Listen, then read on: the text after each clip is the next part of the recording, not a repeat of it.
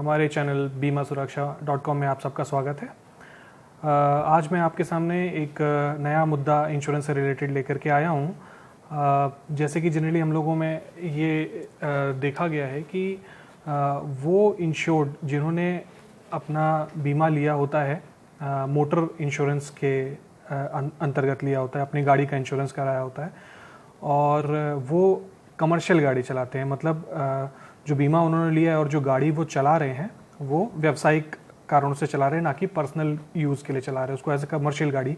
Use कर रहे हैं। तो उसमें कई केसेस हमारे पास ऐसे आते हैं कि उसमें इंश्योरेंस कंपनीज जो हैं, कभी जैसे इन गाड़ियों का कोई एक्सीडेंट हो जाए या इन पर गाड़ियों पर कोई क्लेम आए तो इंश्योरेंस कंपनीज जो हैं उसमें ड्राइविंग लाइसेंस जो है ड्राइवर का मांगती हैं क्लेम देने से पहले। वो ये वेरीफाई करना चाहती हैं कि जो लाइसेंस है, जिस लाइसेंस के तहत वो गाड़ी चला रहे थे, वो वैलिड लाइसेंस है कि नहीं है। तो उसमें पहले ये होता था कि इंश्योरेंस कंपनीज जो हैं, अगर आपके पास एक नॉर्मल लाइट मोटर व्हीकल का अमूमन जो लाइसेंस लोगों को इशू होता है, अगर वो है बट आप गाड़ी कमर्शियल चला रहे हो और उस गाड़ी का एक्सीडेंट हो जाता है, तो बीमा कंपनियां ऐसे केसेस में क्लेम को रिजेक्ट कर देती थी। मगर अब मैं जो बात बताना चाह रहा हूँ वो ये है कि सुप्रीम कोर्ट ने इसके अगेंस्ट में अपना वर्डिक्ट दिया है। केस इसमें इंश्योरेंस कंपनीज और एक दूसरी पार्टी ने केस किया था, तो जिस पर इंश्योरेंस कंपनी के अगेंस्ट में ये अपने कोर्ट ने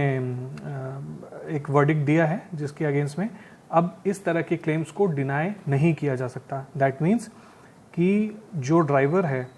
वो अगर एक वैलिड लाइसेंस होल्ड करता है और भले ही वो लाइसेंस कमर्शियल ना हो, बट अगर उसको 4 व्हीलर चलाने का एक लाइसेंस है और उसकी गाड़ी का एक्सीडेंट होता है, भले ही वो गाड़ी कमर्शियल पर्पस के लिए यूज़ हो रही हो,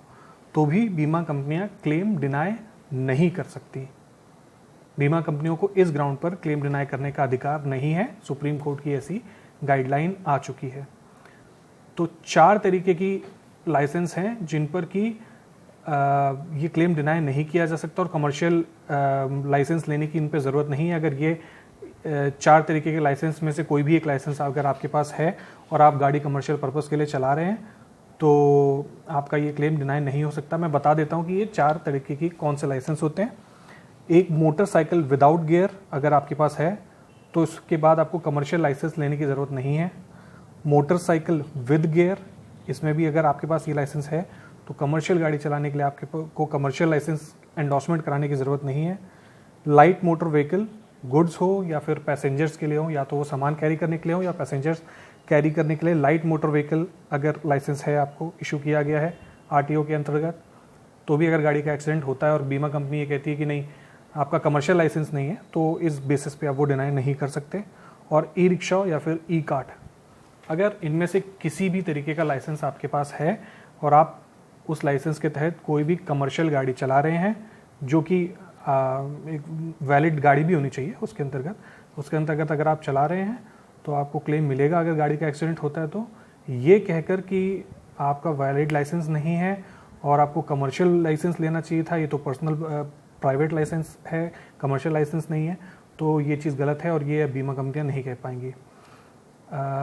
आज के लिए बस इतना ही, और अगर आप कुछ और जानना चाहते हैं तो आप ज़रूर मुझे कमेंट कीजिएगा और इस जजमेंट की कॉपी भी मैं ज़रूर अपने वीडियो के इस लिंक में नीचे ज़रूर डाल दूँगा।